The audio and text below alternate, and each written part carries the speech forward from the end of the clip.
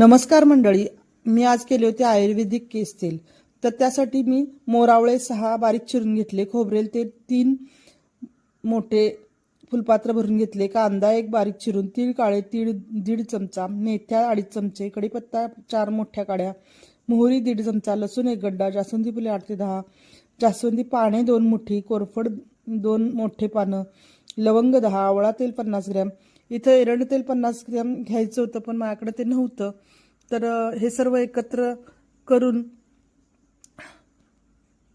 घ्यायचं आहे आणि खोबरेल तेलात मिक्स करून तळून घ्यायचं आहे. सगळ्यात शेवटी आवळा तेल घालायचं आहे, म्हणजे फसफसत नाही, नाहीतर मग ते फसफसून वर येतं. हे सर्व तळून झाल्यानंतर, गार झाल्यानंतर एकदम काळं काळं करून गार करून घ्यायचं आहे आणि एका गाळणीने त्याच्यात कापड घालून खाली भांडं ठेवून हे गाळून घ्यायचं आहे.